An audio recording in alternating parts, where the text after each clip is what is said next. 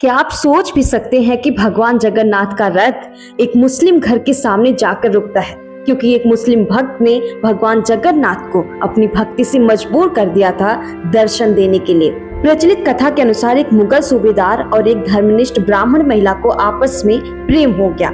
दोनों ने शादी कर ली, जिसके बाद एक बेटे का जन्म हुआ, जिसका नाम रखा गया सालबेग। अपनी इस्लामी पालन पोषण के बावजूद सालबेग हिंदुओं के भगवान जगन्नाथ की ओर आकर्षित थे, क्योंकि उनकी मां भी भगवान जगन्नाथ की बहुत बड़ी भक्त थी। सालबेग की पढ़ाई लिखाई वृंदावन में हुई, लेकिन एक बार वो किसी काम से पुरी आए थे, जहां उन्होंने भगवान जगन्नाथ की महिमा सुनी। इसके बाद उनके मन में भी भगवान के दर्शन की इच्छा जागी। दर्शन की अभिलाषा लेकर जब सालबेग मंदिर पहुंचे तो उन्हें दरवाजे पर ही रोक दिया गया, क्योंकि मंदिर में गैर हिंदुओं का प्रवेश वर्जित है।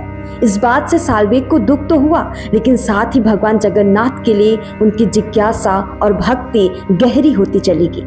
उन्होंने मंदिर में प्रवेश न मिल पाने के बावजूद भगवान के प्रति अपनी भक्ति बनाए रखी। वो भजन, कीर्तन और प्रभु का गुणगान करने लगे। एक रात सालबेग को सपना आया, जिसमें भगवान जगन्नाथ ने कहा कि वो सालबेग को अवश्य दर्शन देंगे।